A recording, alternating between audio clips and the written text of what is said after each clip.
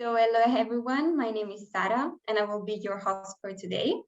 I would like to thank you for taking part in MDPI's webinar entitled Post-Wildfire Management, Erosion and Land Degradation Control, Soil Restoration and Vegetation Cover Recovery, which is based on a special issue of the same name.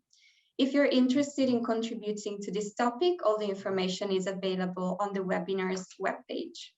The webinar will be chaired by Professor Dr. António Vieira and Professor António Bento Gonçalves, who are both guest editors of the special issue on which the webinar is based.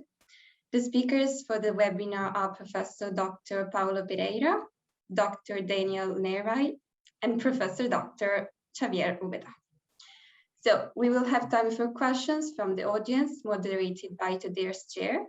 So if you have any question for our speaker, please post them in the Q&A box at the bottom of the screen. Please remember to mention the name of the person to whom you're addressing your question. I would like to remind that this webinar is being recorded and the recording will be made available as soon as possible on the webinar's webpage. Today's session is also being live streamed on the MDPI's YouTube channel, so hello to those of you watching us on there. And finally, I would like to present our chair, Professor Dr. António Vieira.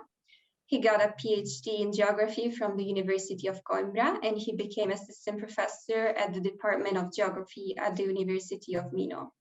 In 2013, within the same university, he became head of Department of Geography, and a few years later, in 2017, he became the president of the Portuguese Association of Geomorphologists. Now he's member of the Directive Commission of the Portuguese Association of Geomorphologists and Vice President of Risks, the Portuguese Association of Risk Prevention and Security. Thank you, António, for accepting to chair this webinar. That it's for me. So I now hand over the microphone to our chair, and I hope you all enjoy. Thank you, Sarah. Thank you for my presentation. Hello, everyone. As Sarah told you, my name is António Vieira, and I'm professor at the University of Minho. This webinar is dedicated to the topic of post-wildfire management and is sponsored by the Sustainability Journal and MDPI publishers. As you all know, wildland fire is a key variable in the global Earth system and is an integral part of some biomes, being an essential factor for the functioning of many ecosystems. Wildland fire is also an ecological disturbance process that has heterogeneous global distribution, controlled by coincidence of three basic requirements: vegetative resource to burn, environmental conditions that promote combustions and ignitions. The increased frequency, magnitude, and extent of wildfires over the last few decades have become a major societal and environmental concern across the world. These concerns are further aggravated by the likely future climate conditions increasingly propitious to wildfire ignition and spread, where wildfire burn at high severity and where erosion, runoff, and sedimentation may be triggered by high-intensity post-fire rain events. Therefore, post-fire treatments to limit potential for soil loss, for soil erosion, are increasingly important, given that the extensive area burned in recent decades is predicted to increase while human values at risk grow and vegetation management becomes more challenging in face of climate change. The present webinar of sustainability intends to outline different approaches regarding post-wildfire management, showing the different perspectives and challenges we face in the 21st century. Today, to address this topic, we have with us three researchers that have developed an extensive work on several topics related with post-wildfire management, and each one of them will address different issues on this main subject of this webinar. Professor Paulo Pereira will talk about the impacts of fire on ecosystem services. Professor Daniel Neary will share with us his vast experience on recovery on landscape after wildfires.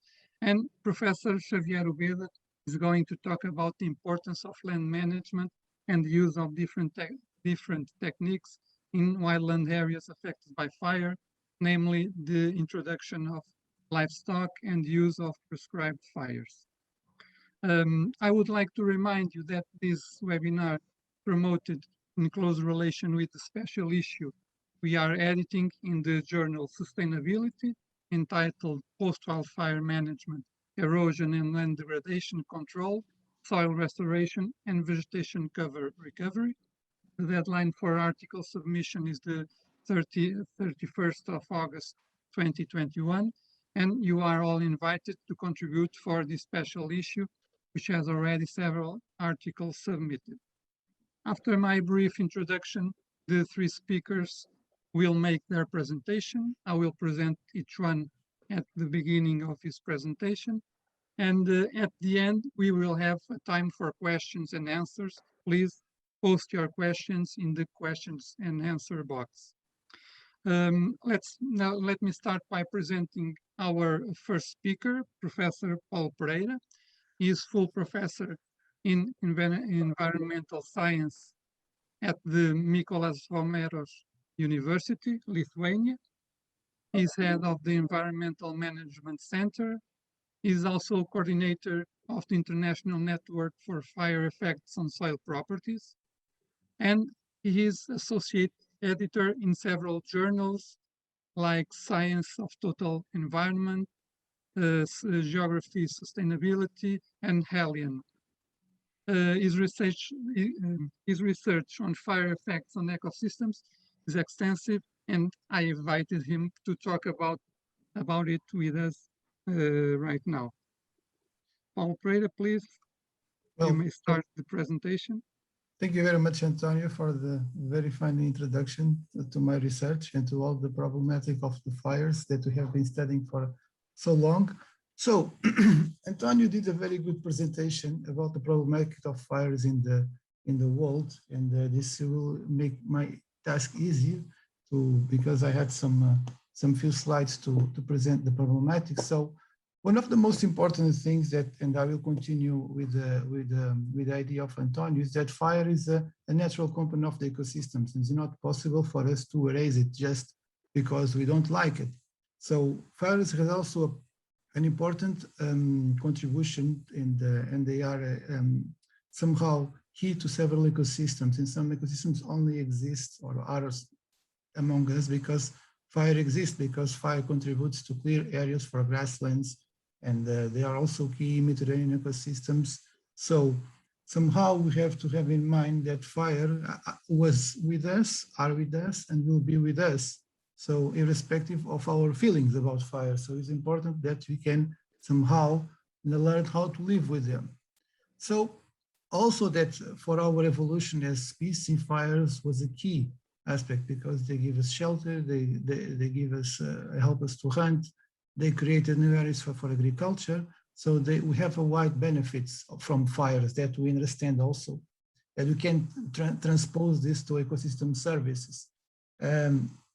Also, we have a very negative image of fire as a catastrophe. And this is a very negative thing in the sense that this biased our understanding of fire in the world. So all the images that we have from the media and that we have in the TV, they shape our vision and shape our feelings, and in some extension do not contribute to accept fire as a natural element of the ecosystems.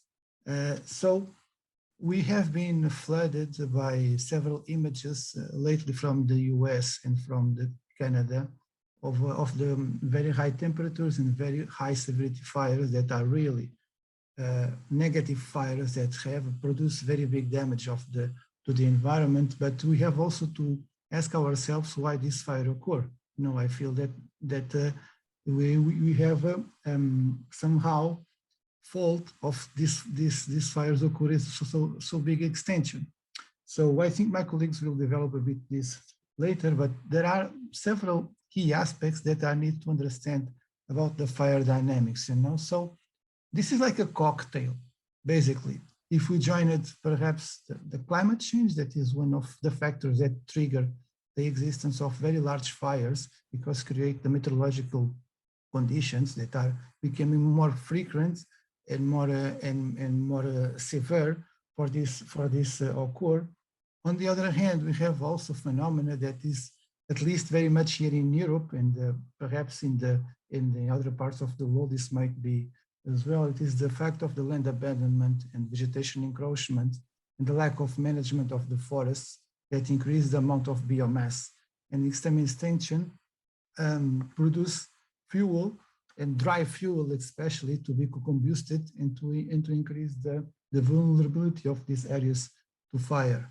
And of course, they have also human hand, because most of the fires that occur today are basically a cause of humans. Of course, there are thunders or other kind of phenomena, also volcanoes that also create fires naturally, but most of the fires that occur, they are of human cause, of negligence, or of criminal hands. So this also is connected with other aspects.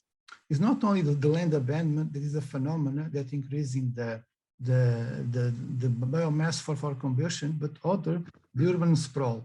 And the people that go and live in wildland areas do not know how to live in these areas and how to behave in forest lands. So most of the ignitions, or a great part of these ignitions, occur because people do not know how to clean their houses on the surroundings, or they don't know how to live in these areas and how to do barbecues, and also do not have the risk,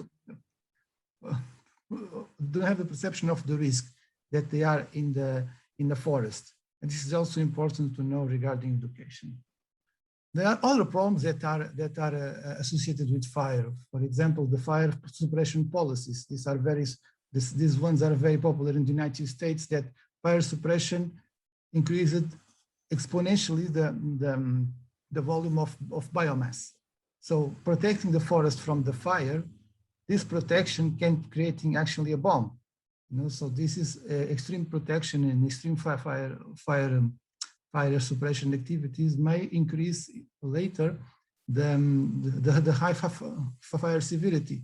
These fires that actually are not the best ones for the ecosystems, and actually are the ones that you want to avoid. Okay, and also we have also the problem regarding of slash and burn fires, and for example the expansion of cattle and farms. For example, the case of this is in Amazonia, that forests are being destroyed through fires for agriculture production. So mixing all this, and all this have complex interactions and ins and outs that may affect coercively the probability of occurrence of fire. We have something that's related with the fire. We have the planet of fire, where it is burning, and what is the implications of this? The implications of this are social, economical, and environmental. And we have mostly, if there is a high frequency, recurrency, and the existence of high severity fires, we will have very big problems related with land degradation. So this is for the future, what we should avoid, and you have to have a better management, is to reduce the frequency of high severity fires and recurrence, of course.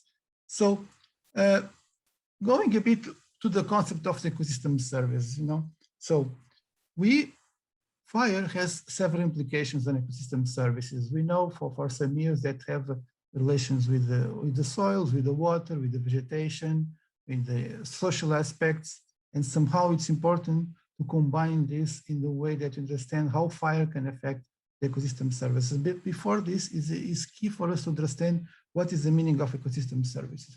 Well, ecosystem services basically is understand as the benefits that nature provides to humans. Okay, from a certain point of view, this can be a very anthropocentric view of the problem, but actually we are just to understand and what is the goods that the nature can give to us, and how we can value and maintain vegetation, the ecosystems with good status to keep providing not only services for us, but also for all the biota. Okay, so normally ecosystem services, there are different kinds of classifications, but I will use only one to be more simple. So there are divided in regulating ecosystem services. What is the capacity of the ecosystem service to regulate water, to regulate air quality, regulate the climate, in the cities, for example. Also, they have an important aspect, how the ecosystems or the forest can regulate the erosion, the natural hazards, and what is the capacity of the forest and the biodiversity of the forest have the capacity to fight against pests and diseases, and what is the quality of the grasslands that are a host for pollinators, and what is the capacity of the ecosystems to regulate the water. Okay, so this is only some examples. Okay, there are other aspects related with ecosystems that is more related with food. So what is the capacity of provision of crops, of biomass for energy, for grass for cows, or for production of timber, and mushrooms and berries, and fish and food and so on. I have a mistake there. Pollination is not provisioning. I'm sorry. Okay, is regulating. So, and also how they produce fish and food and algae. Okay, and finally, how, from the cultural point of view, because we created for millennia landscapes that are part of our culture, and they mean something to us. So in the certain extent, the ecosystems have a part of culture, is what we call landscape. That is a mix between the natural ecosystems and the cultural, and what our impact. So the landscapes can also give us some kind of service, of recreation, tourism, inspiration, aesthetics, cultural heritage, and knowledge system. So it's key to understand how the fire can affect all these components. So fire affect them all, but depends of the fire we are speaking about. So we have to understand the context of fire in all these impacts in the ecosystems. We have, in the concept of ecosystem service, we have different drivers of change. Okay, with one is the habitat change, the climate change, overexploitation, invasive species, and pollution. These are some of the drivers of change that can affect the ecosystems. If you speak about fire, habitat change, climate change, and overexploitation are related with fire activity. And what is these implications? Okay, this not have implication directly in ecosystem service, they have implications on the ecosystems. Okay, on the forests, grasslands, deserts, tundra, freshwater, and marine. And fire, directly or indirectly, have impacts on, maybe not in the deserts because there is not vegetation, but in all the other ecosystems have a direct or indirect impact. Okay, even in the deserts can have impact, in the indirect impact because of the smoke transported. But this is not discussion for this talk. So, and what is the impact of this? To have all these impacts on the regulating, provisioning, and cultural ecosystem services. So I will illustrate. I'll try to illustrate. Maybe I'm taking a bit too long, but I'll try to illustrate. Okay, how prescribed fires and wildland fires can have an impact on the ecosystem. So low severity fires that are normally good fires or prescribed fires or controlled fires that have, they can increase restore the landscape, they can increase the habitat quality, they can increase the availability of the nutrients and increase the biodiversity, because these prescribed fires are somehow planned for some objective. Okay, so is to moderate the ecosystem. So on the other hand, these high severity fires, these virulent fires that only bring destruction to the ecosystems. And what this means, that it's the ones that I want to avoid and have really damage on the ecosystem services. But not all, okay? We have to make a more specific analysis. What is the impact of the fires on these different types of fires on the ecosystems? So we have here, this is a summary of a paper that is published recently. So we have, of course, that the fire, both types of fire, they produce greenhouse gases and polluted emission more in wildland fires than in prescribed fires. So they don't contribute really to the climate regulation or to the local climate regulation because vegetation is destroyed, or to air quality. So in this kind of services, they both present negative aspects. Okay, but if you analyze, we have analyzed only in the case of wildfires because they're more severe, they destroy more vegetation, they have more virulent implications, so they change drastically the capacity of the ecosystems to purify water because they release a lot of ash and charcoal that will affect negatively water quality. They change the water flow regulation because the vegetation is destroyed. The same for the erosion, and the same for the nutrients.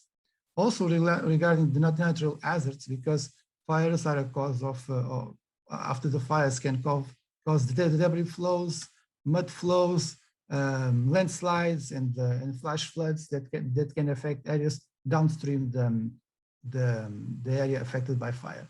So the other services, if you see the case of prescribed fires, this depends especially on what is the severity of the prescribed fire. There are studies that show positive aspects, others that show neutral, others that show there are less positive aspects. But this is, we have to see in the context.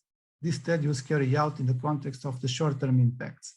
Okay, so this is only analyzing the immediate impacts. Making a parenthesis here, of course, if you consider a wildfire, if you see long-term, the fire has an impact and takes some time to recover to conditions pre-fire, but some years after, the ecosystems, if there is not a big higher fire recurrence, will come again to the same situation. So coming back here again, the prescribed fire can increase erosion if there is a high severity, or with a prescribed fire with higher severity, but also if it's taking the slope, will increase the erosion, and if it's have a high severity, a high intensity rainfall after, it also increase the erosion as well. So it also affects all these things. So, but there is other issue regarding the pollination. Okay, the pollination depends in the wildfire case, depends very much on the. I'm sorry if I'm taking a bit long, but I will try to be quick.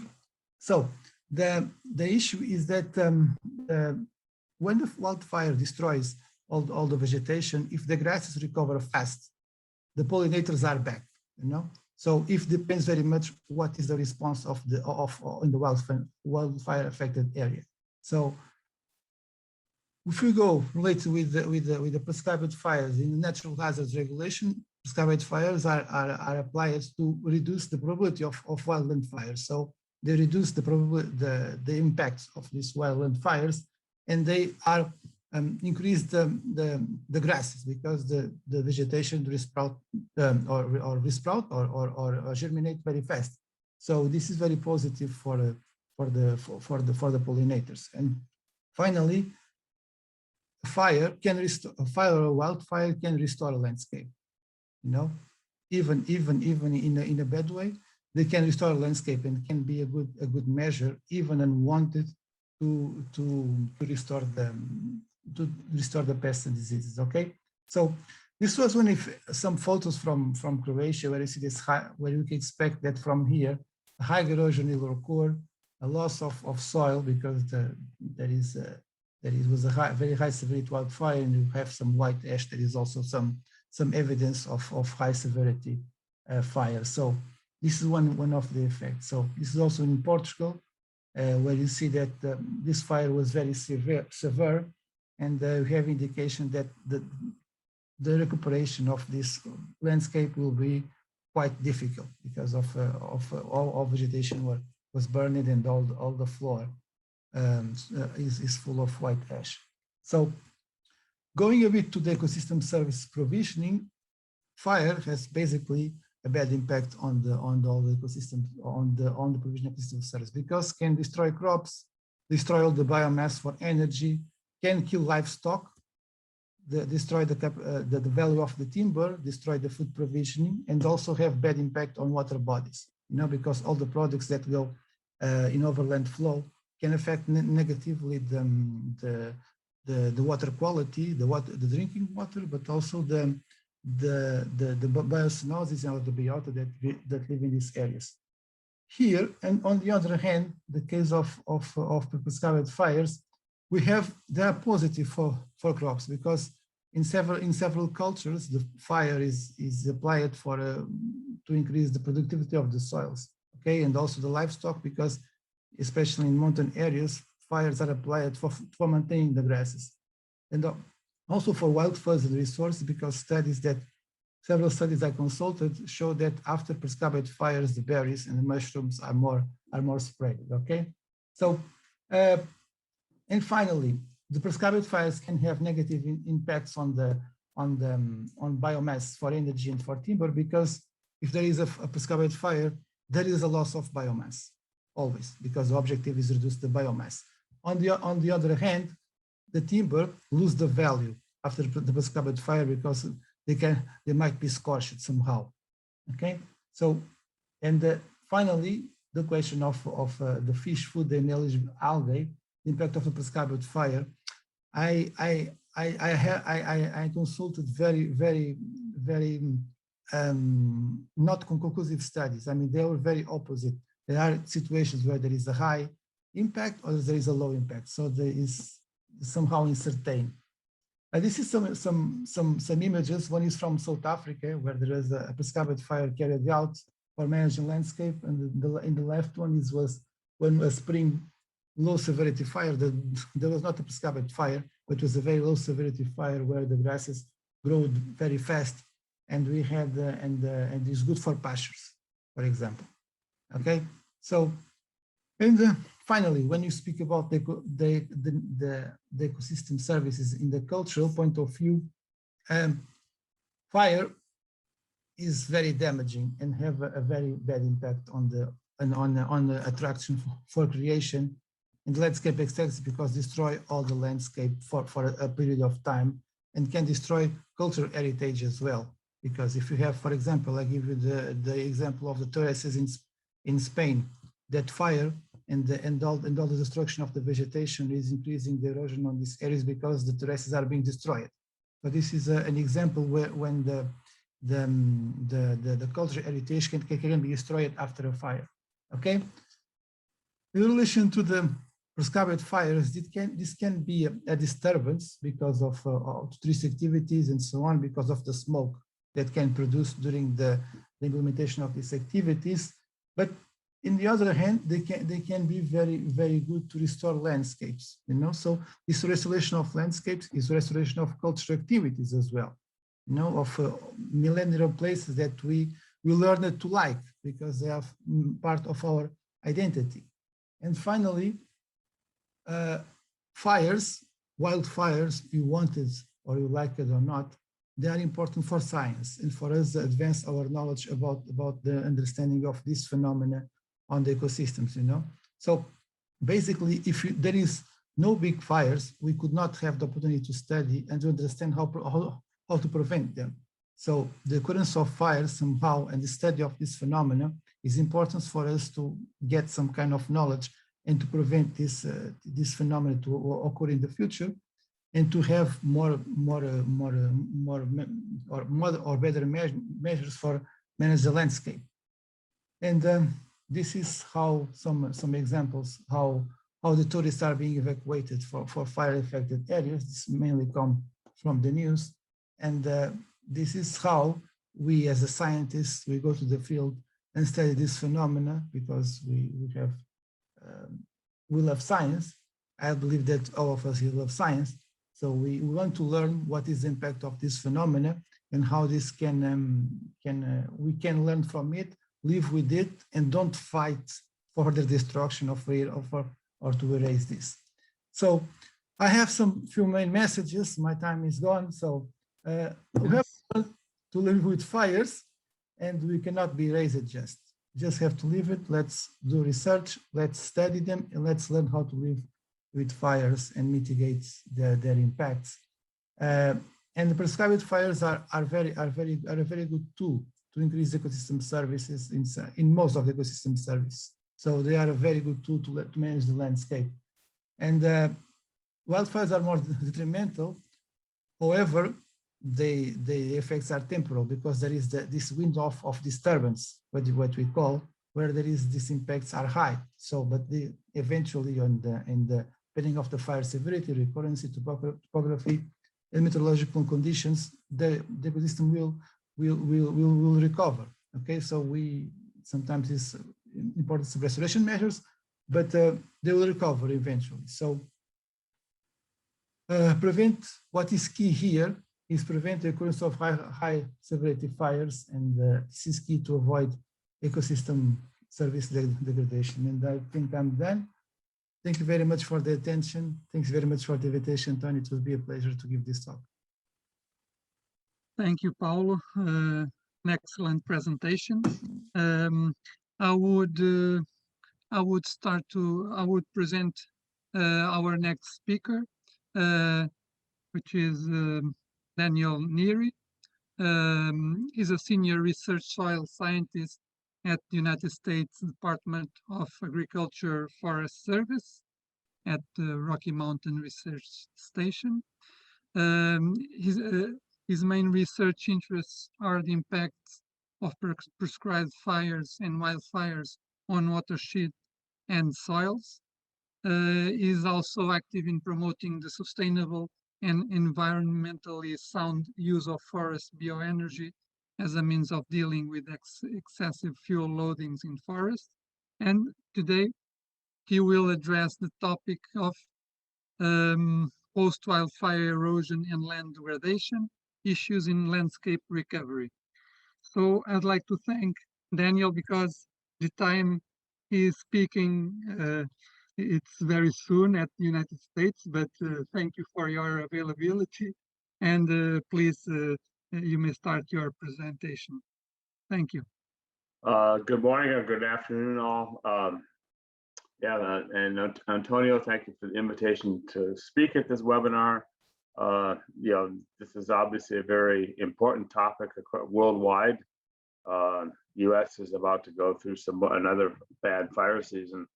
The topic is post-wildfire erosion and land degradation issues and landscape recovery.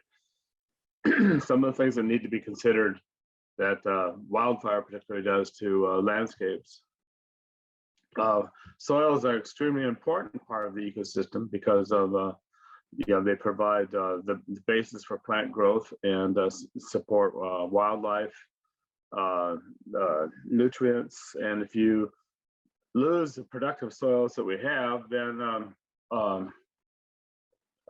you have problems. Okay, so the importance of soil is that it not only provides nutrients for trees to grow and other plants to grow, but it processes rainwater. So rain falls on the forest floor, infiltrates into the soil, and you can see here several horizons. Here's an A horizon. This is a leached horizon. This is a B horizon. Nutrients accumulate there, and it's all dependent upon that system functioning. And the importance of forested watersheds in general is that it processes water and provides the best source of water for municipal water supplies. This is a watershed in North Carolina that consistently produces good quality water. There are a number of different natural disasters that can affect soils. Excuse me. Wildfires being the number one, and the erosion associated with them, but landslides, floods, drought, and windstorms can also cause problems. But the big one's wildfire. We moved into an era what's called mega and giga fires, and this was elucidated by Williams and Hamilton in 2005. But mega fires are generally over 40,000 hectares and go up to 404,000 hectares. The gigafires are in excess of 404,000. And one time it was thought that, well, these are fires of the past, before there is any active landscape management or ability to suppress fires. They're high complexity, they're landscape level fires. They're difficult to control, so they burn until they decide to burn out. But they're seeing an increased frequency. And the USA set records in 2020 as far as these landscape fires, particularly the gigafires. And this whole process over a period of time then leads to desertification and loss of ecosystem services. A busy chart here, but the thing to notice, there's 4 colors, sizes of fires. There's a zone of prescribed fire at the top, then a zone of small wildfires, zone of mega fires, but now we're into the zone of gigafires. And these are the really big destructive landscape level fires. This is just a blow up of the gigafire a listing, and there's some fires listed in here. There's the August complex of 2020 in California, the Taylor complex of 2004 in Alaska. You see increasing areas. Yellowstone fires in 1988. Some people remember. And then some more historical fires, the Peshtigo fire of 1871. This was back when there was absolutely no ability to control fires. It was a great fire. 1910 in the Pacific Northwest of the United States, the Miramichi fire in Canada of 1825. And it's interesting that when I was up in Quebec, a lot of people had forgotten about this fire. It's so historical that they were sort of shocked that one of the biggest fires in North America occurred in that area. Wildfire is increasingly out of bounds, in particular in the Southwest. So this is an interesting graph showing the changes in the number of hectares burned by decade. And the data start in 1910, and they're pretty reliable as you go across there. And you see you can just barely see what the amounts are. They're generally 20,000 hectares or less. But something happened the last decade of the 20th century, and things changed. All of a sudden, things jumped up. First full decade of the 21st century, enormous increase in areas burned in the Southwest. This increased, and the following decade, almost not quite doubling, but increasing by a third. But the thing is that as this arrow on the side shows, 2020 alone put it right here, and you have the whole rest of the decade to accumulate. So the question is this going to get worse? Probably. The number of factors that go into the environmental consequences of fires that we have to be concerned about. And the first one is the scale of the fires, and this is where we get into the giga and mega fires, burning over large areas of the landscape. And then it's the severity. How severe are these fires? They often tend to be highly hot. They often tend to have high severity, but it can be very spotty. Slope contributes to this, and the more you're in these wildfires and steep lands, the bigger the problem. And then, of course, it's the rainfall which occurs after the fire. If you don't get any significant rainfall, there's probably not much that occurs, and sometimes it can be not the first year after the fire, but maybe the second or third. And even a number of instances, 10 years after the fire, you get a big response. So what are some of the fire effects on soils that have to be concerned about? And particularly, was it due to soil hydrology? Well, it burns off the organic horizon, which is sort of like a sponge sitting on the surface. It normally absorbs rainfall and prevents erosion, exposes mineral soil, creates water repellency. I'll show some examples of that. It can also create a lot of ash that will clog pores and reduce infiltration. The net effect is that reduction in infiltration and then increase in water runoff. That increase in water runoff is what's driving erosional processes. So here's an example of a low severity fire in some relatively flat terrain in Arizona after a very huge fire. It was a gigafire, but this particular area, the fire was a very low severity, low intensity fire, and it was more like a prescribed fire. close by was an area of high severity fire. In this area, it burned hot. As you can see, all the vegetation is killed. All the litter is gone. And this causes, some severe impacts to the ecosystem. Water repellency occurs in soils when heat drives combustible material or organic material into the soil, and it coats the grains. And then water can't infiltrate, it just beads up on the surface. Here's another shot of water beaded up on the surface. And you can see the black is where it's burned, but right in the center there is a patch of dry soil that was the surface hydrophobic layer was scraped away. And on this area, it acts like a parking lot sealed with asphalt, and water just runs off. And here in the dry soil, it can the water repellent layer can be at variable depths. It can be right at the surface, it can be down 10 centimeters, but it affects the hydrologic functioning in a very big way. Another factor is the meteorological conditions. This is my shot of the Arizona hydro bomb, and it's extremely intense rainfall over a fairly small area. This is about a couple square kilometers. In fact, the biggest responses, flood responses after, are caused by these small but intense storms. And this is just a shot showing initial rainfall after a wildfire, and it's just an ash slurry that comes off the surface. You've never seen it. This is runoff after a wildfire on steep terrain. After fire and it rains. Wow. This water flow is coming off slopes of 100%.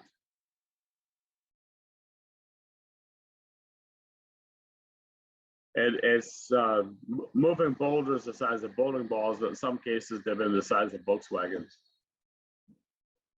Very destructive.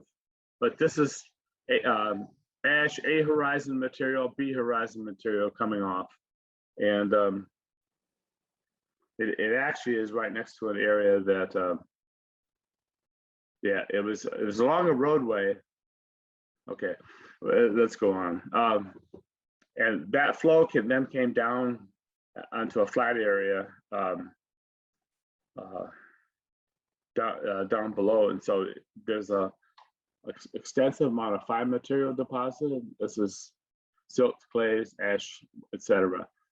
The interesting thing here, and of course the question came up after this fire and this flow event, how often does this occur? There were no gauging stations and nothing in the area that could tell this. But down in this flat, it left a signature. And at first, this is all from AD 210. And right next to it, there's some areas with scoria from the Sunset Crater eruption in 1085 AD. So this is almost 1,000 years between these two. Now, the interesting thing here is the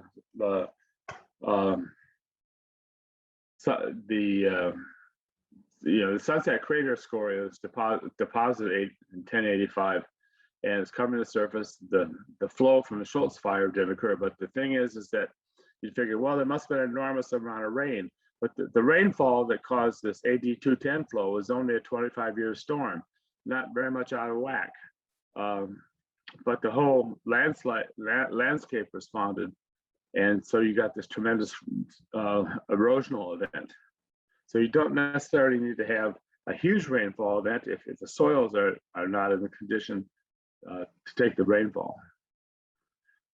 Another part of the same flow, you can see the size of boulders here that were moved in these flow events coming off of this landscape. There was an area we were studying had about 25 different stream channels, and they had different amounts of flow. But here, instead of having just fine material deposit, there's also these monster boulders.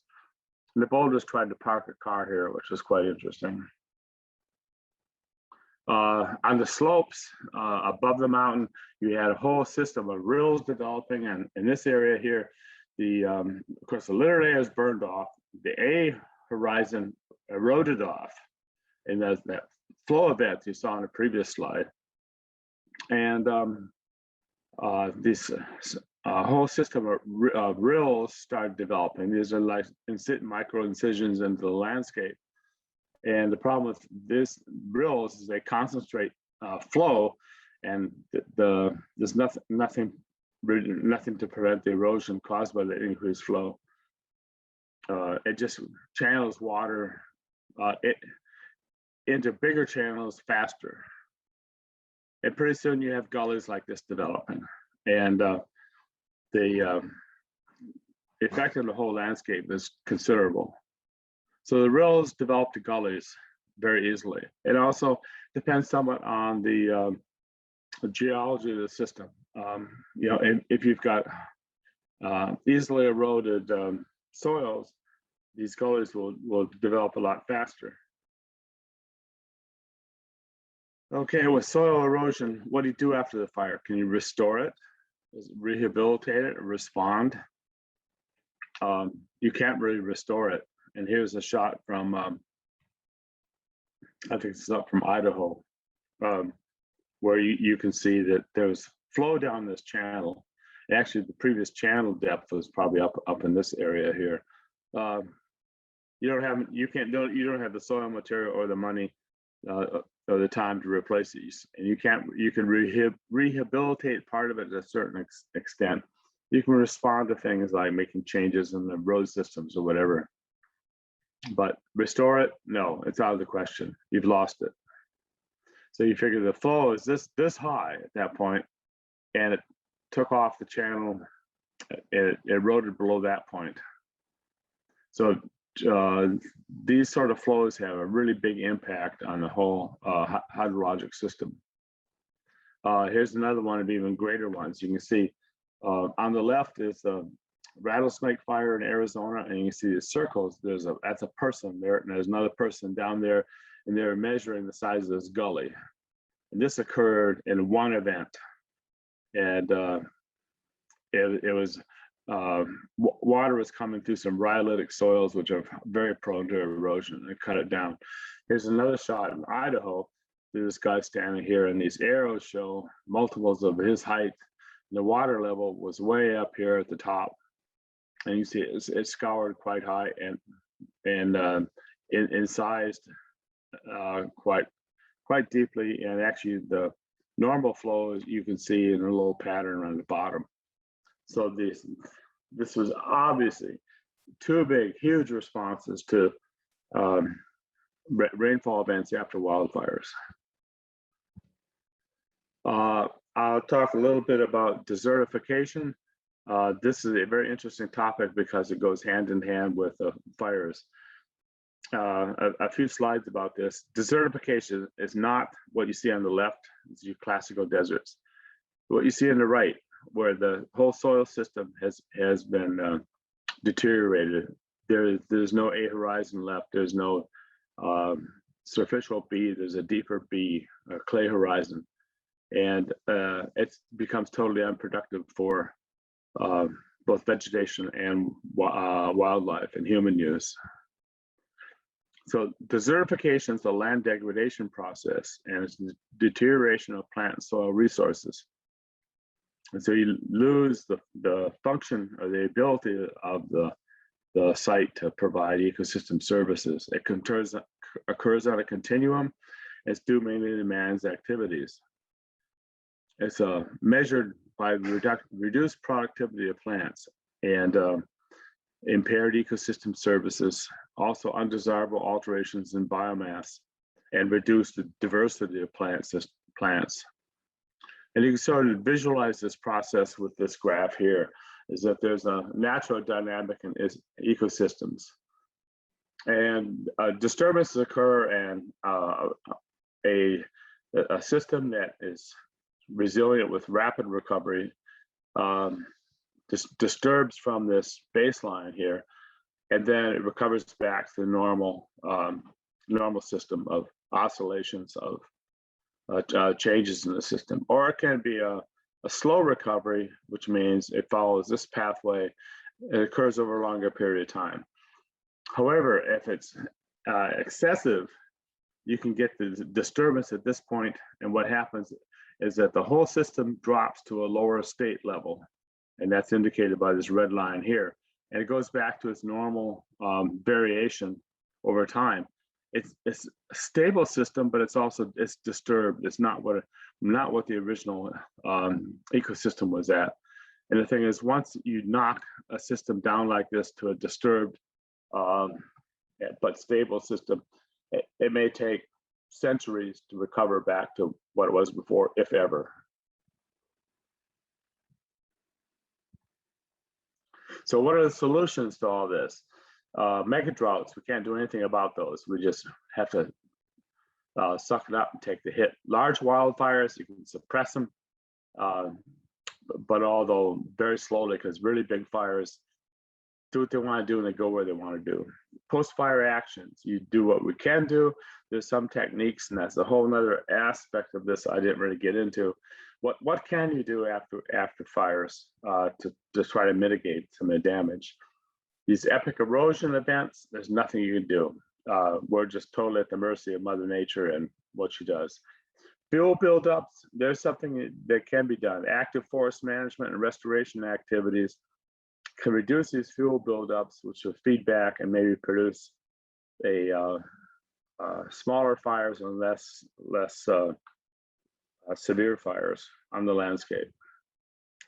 So why is it important to understand all this? The soils are critical for good water supply. Soil loss and erosion can't be replaced. Be calculated even in some smaller wildfire areas, the amount of soil that came off the landscape, the amount is horrendous. We don't have enough money to do it. Flooding leads to reduced water quality. Reservoirs get filled with sediment, and then they become less efficient, so that whole ecosystem service of providing water supply gets impacted. Desertification is increased. Again, this is the loss of forest ecosystem function. And the forest ecosystem sustainability is at risk. And then besides, if infrastructure is damaged or destroyed. So there's a number of good reasons why we don't want this to happen. Some of it we can control and some of it we can't. For more information, there's Rocky Mountain Research Station General Technical Report. There's a whole series of volumes on the effects of fires. And this particular one is effect of fire on soil and water. There's a book by John Wiley and Sons, Fire Effects on Ecosystems, that discusses a lot of this. So sort of the last minute shared wisdom here is, it looks big and bad, it probably is. And so, and that's why I was staring into this upcoming fire season. It's starting to look bigger and bad. Thank you. That's the end of my presentation. And if you have any questions, put them into the chat or into the Q&A, and we'll go from there. So thank you. Thank you, Daniel, for your excellent presentation. Very good. Let me introduce the next speaker. In the end of the presentations, we will go for a question and answers time. Our next speaker is Xavier Úbeda. He is professor in physical geography at the Department of Geography of the University of Barcelona. His PhD in 1998 addressed the subject of effects of fire intensity on soil properties and on the generation of runoff and erosion. Since then, he's been researching and producing knowledge on these subjects. Among his experiences outside Spain, he went to United States, Boulder, Colorado, investigating chemical and physical aspects of ashes. He was in Edinburgh, Santiago do Chile, and also in Portugal, in the University of Minho, with whom he has several collaborations and research projects. Professor Xavier Úbeda is the coordinator of the research group on Mediterranean environment. He's also coordinator of the International Network of Fire Effects on Soil Properties, and he was responsible for the creation of the International Meeting of Fire Effects on Soil Properties, which is in its 8th edition this year. And I would ask him to start his presentation, not to take too long, and thank you for your availability to be present in this webinar. Please start your presentation. Okay, thank you very much, Antonio. It's very nice to share this afternoon, this morning with all of you. And it's very nice to see that you are okay. The title that I have written for this afternoon is Introduction of Livestock After Wildfires and Prescribed Fires. And I think that it's very complementary with the topics that my colleagues before have talking about. And here we have an example of what's happened everywhere. So because, as my colleagues said, wildfires are a global problem. Here in Spain, we have a lot of fires, large fires, but also in Mediterranean countries in general. And a possible thing that's happened, it's a change in fire regime. And also in many countries, the abandonment of the agriculture, of the forestry. For example, this picture is here in Catalonia, northeast Spain in 2013. And two things to say with this picture. I'm not going to talk about the problems that the wildfires can take, because my colleagues have explained very, very well, and with fantastic photographs. But this is what's happening. And you see that the month of the fire, this wildfire in Catalonia, was November. And November is a month outside of the big fire season. So this is a symptom that there is a change in fire regime. So it's important to understand that we have to be aware all along the year. Well, in the other picture, you see how is the most of the forest with a vertical and horizontal continuity of fuel. There is another consequence of the wildfires. When we have wildfires in ecosystems like the Mediterranean, and we don't do nothing, we have an uncontrolled regrowth after these large fires, like in the pictures. I have written in red the keywords that I think that is important to remember. So in the first picture, we have a forest of Quercus suber, a cork oak, 18 years after the fire.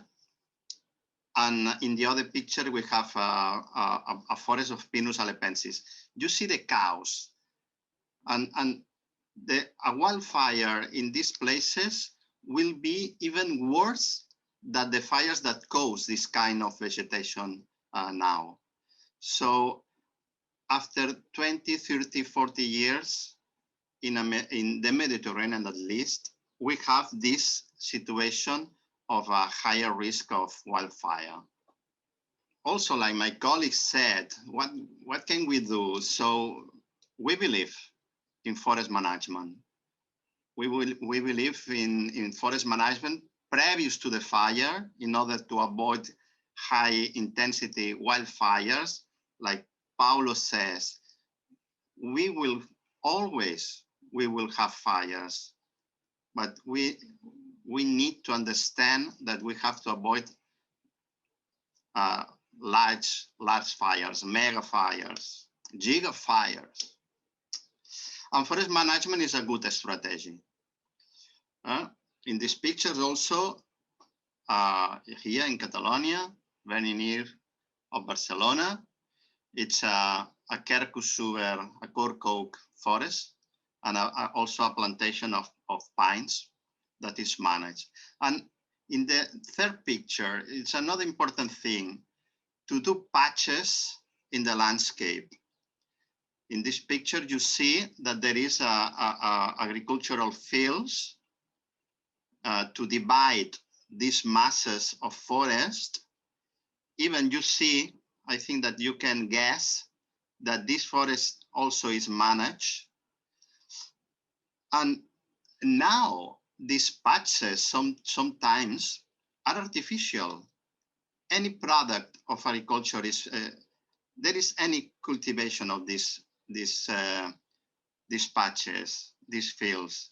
It's only to create this discontinuity, okay?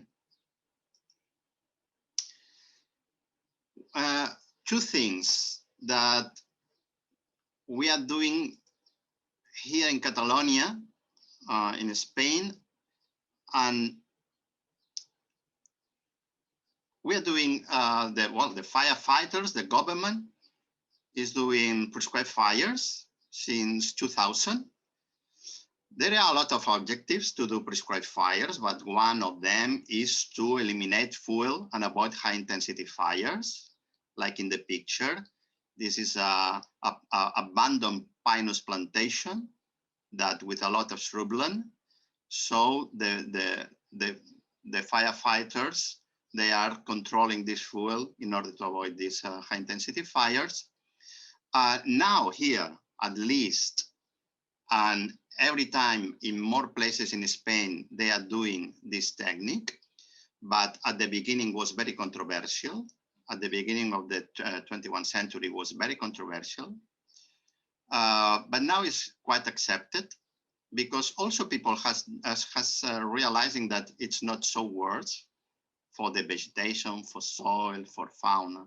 So it's a technique every time more developed.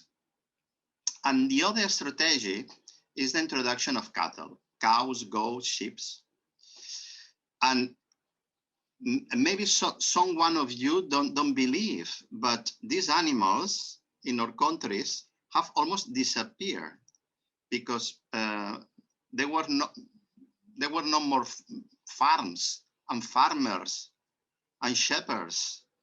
And now we are introducing these animals again, but we need money to do this with subsidies and also train new shepherds because people has forgotten all this kind of works in the agro system landscapes.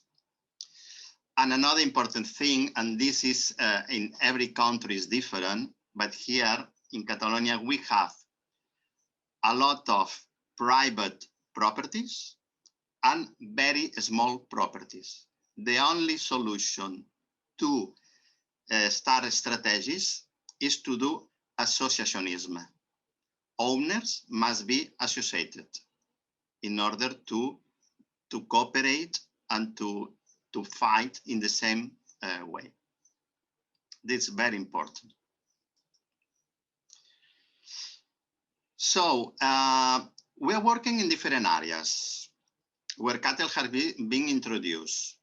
And as a researchers, this topic, we are now studying all this. So it's not a finished project.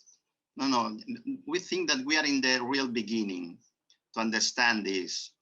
And we are interested in the fire cattle sequence, prescribed fires and wildfires. For example, in the picture is introduction of these goats after a wildfire. And even the objective is to change the land use. We want to change from a forest to grass for these animals, for example. So we are controlling cows and goats, and in terms of soil, comparing with soils that they have not been managed with this kind of strategies of the cattle. So an important thing, and in my group, I'm lucky that many people has been working with us. We can do long-term studies, and I think that long-term studies are necessary. We don't have conclusions with few years. It's like now the COVID disease. We need a lot of years to understand what's happened. So in this is the same. So a strategy to reduce fuel is the combination, fire cattle, either wildfires or prescribed fires. Just an example, I want to show you the case of a plot that we have here. It's Capafons, is a village. The problem in this village was that the fuel was accumulating around the village, and the prescribed fire has the objective of to create a belt, a security belt around this village. So in these pictures, we have all the sequence. This was in 2000. So this what I mean, what I say that the importance of long-term periods of study. Before the prescribed fire, just after the first prescribed fire, 1 year after this prescribed fire, we sampling soils every time. In 2005, after the second prescribed fire, and in 2017, after 30 years of the prescribed fire, and also the introduction of goats. Just few examples. We don't have time to look for further, but just 4 parameters that I think that are very important: the pH, potassium, nitrogen, and available phosphorus.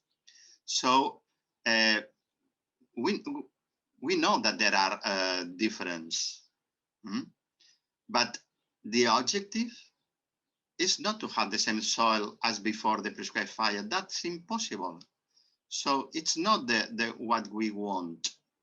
The objective is to have a soil after this managed that of enough quality to produce, to support the use of the soil that we want to give it. If we want to give a land use of forest, a land use of grass, a land use to plant any kind of product. So we have to not to try to come back to at the beginning. That's impossible. And also in terms of wildfires, but to know and to follow the soil in terms of to know the quality of this soil. Okay. In this case, in Capafon's plot, was to have a good grass for the goats, for the animals. As a very brief conclusions, we believe that prescribed fires are a good tool for managing the accumulation of forest fuel, but repeating prescribed fires every 2 years, as in many places they are doing, can be result in a soil nutrient loss.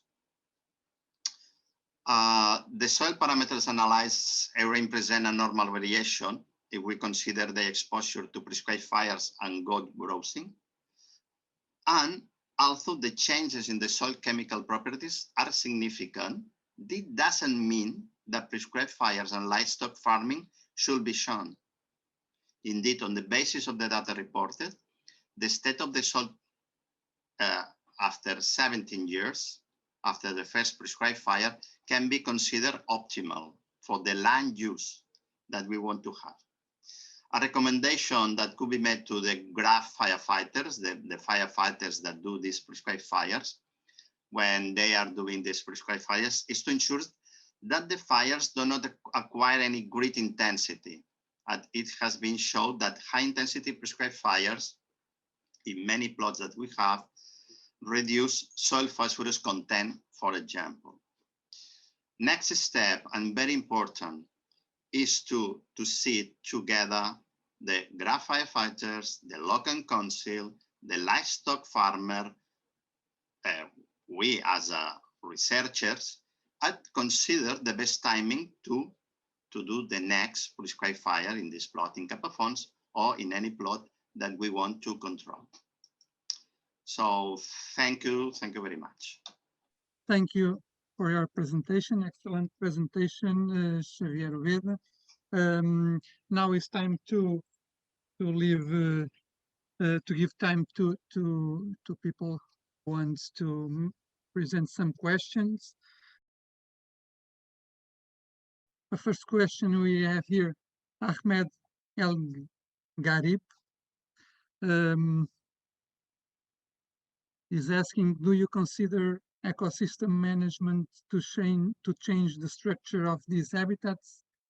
It will affect all the ecosystems, or any restoration program will apply?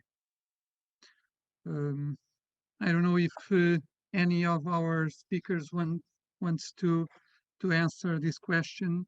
Firstly, it isn't addressed to any one of you in particular. Yeah, I can say something if you, it's a very interesting question, but to change the structure of what we have before the management. So maybe what we have before the management was a situation that was not also the suitable, or was not the perfect situation.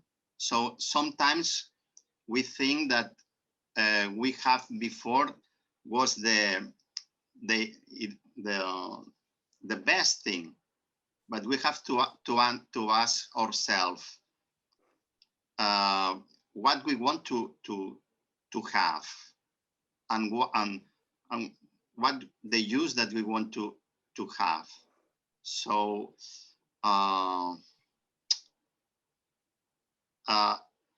it's difficult, but without management we can do a worse situation. I don't know if it helps my answer. Okay, anyone, Daniel or Paulo, do you want to answer this question? Going in the line of the idea of Xavi, this depends very much what is the ecosystem condition. And this is the ecosystem condition is healthy, and if it's I don't know, in some extension, it provides what we want for this ecosystem. You know, so assessing the habitats, or if there is important of changing the structure of an habitat. Yes, maybe the ecosystem is sick. Maybe there is no hot, healthy ecosystem, and the prescribed fire can improve this ecosystem towards a better situation that is according to the wishes of the managers. So changing of habitats, well, changing of the condition of the ecosystem, I would say. Changing of habitats is perhaps too much, but the condition, yes, can be changed with the prescribed fire. Okay, I don't know if Dan wants to contribute, or may I post another question? I'll just say a couple things. You know, from yes. When I was in Portugal, what I observed is a depopulation of the rural landscape, and the population before in the rural landscape did a lot of vegetation management over the years, and so they kept the fuel loads down. All of a sudden, you know, they've retired, gone, whatever, and people have moved to the cities, and no one's taking care of those rural areas, and then you're getting to a higher fire risk. So it's how do you get back to that? I mean, one of them is to introduce livestock back into those areas, but you've got to have people that are willing to do that. Yeah, it's just like, well, in the US, you know, for a while we had greatly reduced forest management, and it's sort of like the idea that, well, if you don't do anything in the forest, that's better for the ecosystem. And it turns out that was the wrong thing. So now US is moving back into a big program of forest restoration, which is involving thinning of all sorts of stands to reduce that fuel load, so we don't have the big bad outcomes. Thank you. Well, I would like to pose another question. Almost everyone talked about prescribed fires, and we know that has been a technique used often or more frequently in forest management. But as you all know, for some time, or even now, many politicians, decision makers, they don't agree with this technique, because the idea of fire, it's like a catastrophic thing in our world. So my question is, how can we try to make them understand that fire, okay, it's a bad thing when it gets higher proportions, but it can be a useful tool for land management or forest management. How can we try to educate or sensibilize? I don't know if is the word, for the eventually good tool that we have to manage our forest. Anyone that can? Let's Daniel speak first this time. Okay, sometimes it's a long-term process of education. Like in the US, if you wind back, 40 years, 30 years now, you had a situation where parts of the US, the southern United States, prescribed fire was used very frequently, and the fire managers and the field people were comfortable with it. But in the western United States, they were still operating under a guideline of put every fire out. And they just knocked it back, and they didn't look at the big picture. And the big picture was the fuel loads kept building and building and building. But you had, one hand, some environmental groups are saying that the foresters were raping the forests, when actually the fuels were building year after year after year. And they reached this tipping point, as I showed you that graph, and that was the tipping point where the fuel loads had become so high, and all you had to do is get an incidence of fire, and the areas burned were greatly increased.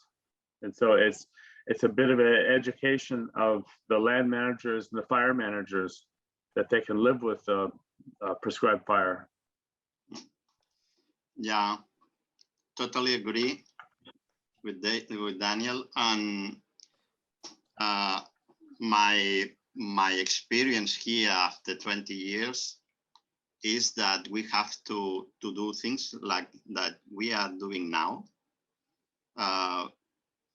little by little, explain people what is this and what is what we want with this technique.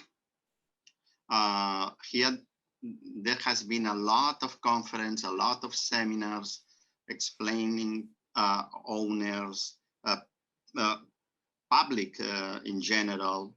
And another important thing is to do this research that we are doing, because people want to know what's the effects of these prescribed fires in vegetation, in which kind of vegetation, on soils, in which conditions, when we have to do it, where, which are the objectives. We have to explain this very well. I'm not who is doing this prescribed fire, of course. I'm not a firefighter, but we work very close. I want to tell you that 6 years ago, in my stage in Chile, that you commented before, I do a presentation like today, and the forest managers in Chile, they told me, what? This will be impossible in Chile. No, we are not going to work with fire.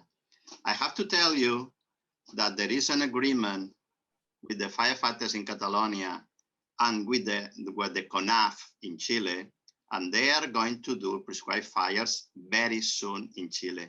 So the evidence of the catastrophic wildfires that they have that took place in Chile, they make realize that we have to do something.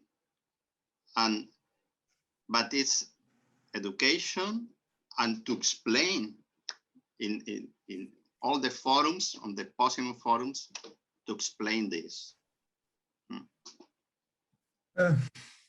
Well, if I can add something, most of my school come from Dr. Úbeda, so I learned a lot from Xavi about the question of prescribed fires, but I think that the existence of high severity fires and these large fires are teaching us that we should prevent. And the most important, one of the measures to prevent is the prescribed fires. And I think that it's better the politicians or decision makers be aware that prescribed fires are useful, are beneficial, and the investment perhaps in prescribed fires are much less than fire suppression. So in this case, it's much more easy thing to sell. But the issue is that I think that many societies or public are still not don't have education level to understand the benefits of fire. You know, and this the media has a very bad example on make fires a bad actor when they actually is how we use the fire. So this is what I think, and the future fires will teach us in a bad way, but they will teach us that we should apply prescribed fires. Yeah. But Xavier, you told us in your presentation that with the frequent prescribed fires in the same area, we could have some problems with nutrients. But considering, for instance, a place like the northwestern Iberia, Portugal, in Spain, northwestern part, where we have an increasing, or better, the fuel load, it's enough to burn each 3-4 years. Do you think that probably the use of frequent prescribed fire may not be so bad as the amount, the accumulation of fuel load that we have in these types of areas, yeah, with a very fast growth of vegetation? Mm-hmm. Yeah, I have to say that we finally, after all these years working on our plots in our kind of climate and kind of soils, we think that 2 years it's too frequent to do prescribed fire in our environment. Yes. Because we see that we have a loss of some nutrients that can be a damage. This is because people support the entrance of goats and cows now, because it's the way that this fuel that you say that grows so fast can be reduced. Yeah. And it's normal. After a prescribed fire, there are ashes, and the ashes are nutrients if they don't lose. So the soil can recover very, very fast, and the vegetation also. I think that everywhere you have to investigate how often can be used this prescribed fire. For example, here I told to the graph team, to firefighters, that 4 years can be a good period. But I think that we have to do research everywhere to know exactly what's happening in every environment. Of course. I have here two more questions. I have just a note to complement what Xavi says regarding the prescribed fires. Is not possible to find a prescribed fire window that will adapt to all the ecosystems, because this is very variable and it depends of many variables as topography, as post-fire meteorological conditions, as the vegetation recovery, and all this is not clear. You know, just have to be an approximation. And I remember a few years ago that Xavi, speaking with him, 4 years would be a good measure, you know, that could be applied. But this is very limited to a certain type of ecosystems, and we cannot, as researchers, we cannot generalize things so much. We have to have a deep knowledge about a specific ecosystem, because we might be entering an error. Thank you. We have two more questions. One is from Latif Omar, and is asking how to restore or manage soil or horizons degradation due to wildfire. Oh, okay. Maybe for them. How do you manage the degradations after a wildfire? Well, it depends the degree to which the soil is affected. I mean, it's like, you know, if you're talking about, you've lost the A horizon, which I showed you in some slides there, you're talking decades to centuries to get anything back to it. You've got to have organic matter input over time. So it's no easy fix. And this is one of the reasons that generally prescribed fires don't cause erosional problems. And that's the big thing, is prevent it. And so the prevention in vegetation management, whether it's a, you know, prescribed fires, certainly not frequently, but prescribed fires, or a combination of, well, we found out that from a study near Flagstaff, is that where prescribed fire was put back into a overstock stand, and it was burned in intervals of 1, 2, 4, 6, 8, 10 years. And the best, I think the best result from that was it was 4 to 6 years was the best interval. But the thing is, those fires were done in such to not disturb the soil. So you still had a covering of the soil. That reduced the erosion, that reduced the wildfire problem. And once you get those big losses in wildfires, you're talking centuries or more of recovery. Soils don't form fast. Yeah, I think that the problem is not only the wildfire, it's the recurrence of these wildfires. Another time we have to say that depends on the soil and the ecosystem and the environment. But for example, the soils that we have here in Northeast Spain, so they can resist one wildfire, but maybe they cannot resist recurrent wildfires if they took place every 5 years or 10 years. So, and degradation of what also we have to answer in organic matter, or maybe in nutrients. Or the other day, I could learn about a student in the United States that the soils that had been degraded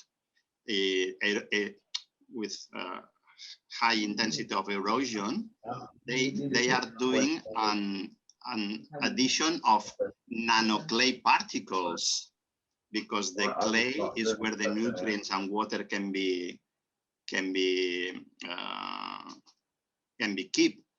So if Latifa, if you want to Google the nanoclay particles addition, it's a very interesting way to restoration of soils that are very, very degraded. Well, let me interrupt just to complete the question. Okay. Latifa was asking if the evolution of pH, etc., was because of the introduction of the cows and goats, or not. I think that the answer is the sequence that we have said about prescribed fire and the introduction of goats in this case. In this plot, there was 2 prescribed fire. So it's a consequence of this. And also, it's interesting to know which kind of vegetation is growing. So in this case, which kind of grass? Because I don't remember exactly now the name, but this is published. If you see in, I don't remember that. I think it's in, I don't remember the journal, but it's MDPI also. We have published, but the kind of grass that is growing, it's also a thing to answer the question of the quantity of nitrogen, phosphorus, and potassium.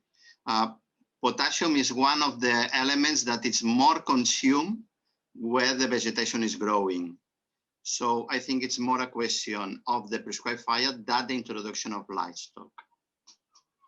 Agronomy, the journal that is published this, Latifa, is in agronomy. If you put agronomy and Úbeda, you will find the paper. Okay, I have here a more general question, but I think it's interesting in this context. António Bento asks, as questioned by Pine, the author Stephen Pine, do you think we have already entered a new era, that of pyrocene? Yes, I agree. I saw that pop up. Yes, we're in the pyrocene. It's just going to get worse with the climate change going on, and I don't think we're going to stay ahead of it. So it's going to be more fires. There's going to be more and more fire on the landscape, particularly wildfires. This is what we're seeing from the North American context. And you keep saying, well, they can't get worse than this, and it does. I hate to leave this discussion because it's very, very interesting, but I have to take my granddaughter for a doctor's appointment. So I'll say goodbye to all. It's been very, very good doing this, and I'd like to do it some more. So thank you for organizing. Okay, thank you, Daniel. Thank you for our contribution, and Thanks, you are welcome to our initiatives. We will invite you as soon as we possible to other activities. Thank you. Okay, we'll talk to you later. Adios. A todos. Adios. Well, we have one more last question. Ahmed El Garib asks, do you think prescribed fires can affect soil endophytes positively, or it may have negative impact on long term? I don't know what. Is this some kind of fungi or something? Yes, I think so. So if it's fungi, I think if it's fungi, the prescribed fires, since they are the temperature and the time of residence is so low that the fungi are very rarely affected directly. Okay. When you are speaking about fires, the impacts, you have to divide between 2 types of impacts. One is the direct impact, that is the heating, and there is the indirect impact, that is the produced by ash. Okay, so the prescribed fires, normally they have an increase of microbiological activity post fires because there is an increase of nutrients, and this is a positive aspect of the application of prescribed fires. Although this is a temporal aspect, but you can say that in general, there is some period, in immediate period after the prescribed fire, there is an increase of soil fertility until the vegetation recovers again, and perhaps the nutrients are consumed, and the previous conditions. The soils are not equal, of course, but the nutrients are returned to previous levels. So this is in the question of the wildfires. This might take a bit more time because the severity is high as the time of residence, as the temperature. So we have to put this in a context that high is the severity, high the time that the vegetation and the soil takes to recover, and it's including this end of it. Okay.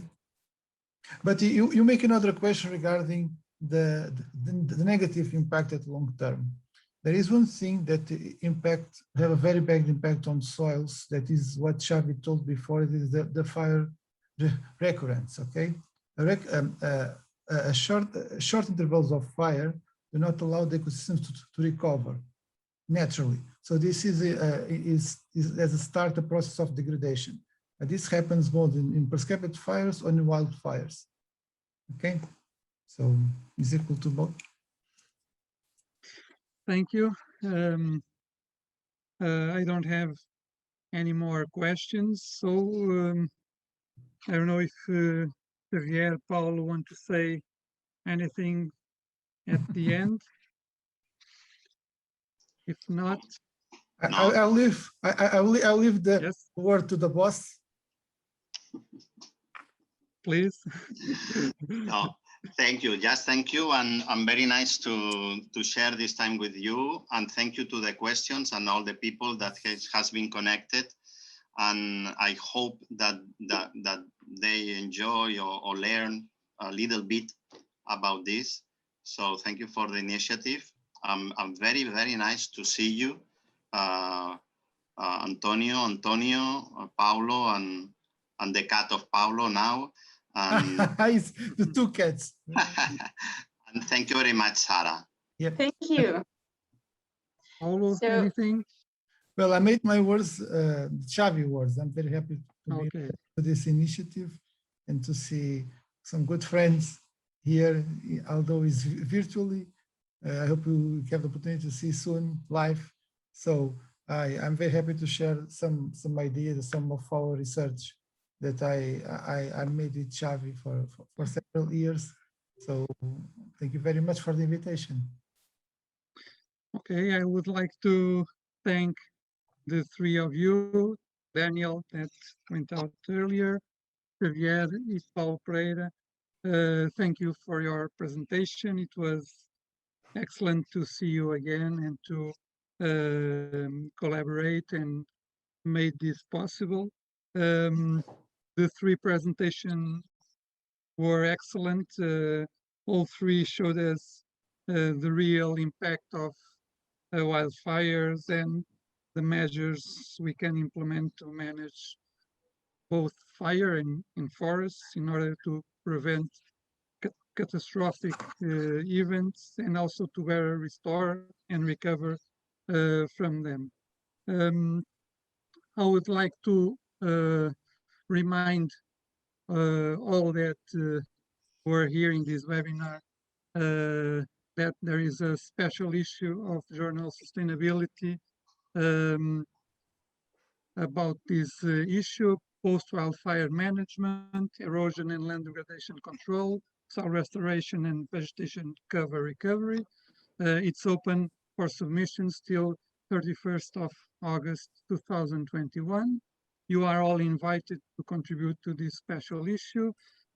Thank you for being present in this webinar, for posting the questions, and I hope to see you, the speakers and the audience in another opportunity. Thank you all and all the best. And Sarah, you can speak or finish the session. Yeah, I just would like to thank you again, the chairs and the speakers, for their time and an interesting contribution. And also would like to thank our attendees. And just a quick reminder, the recording of the webinar will be made available as soon as possible on the webinar's webpage. And I wish everyone a nice day wherever you are in the world. So bye-bye. Thank you and goodbye. Thank you. Bye. Bye bye.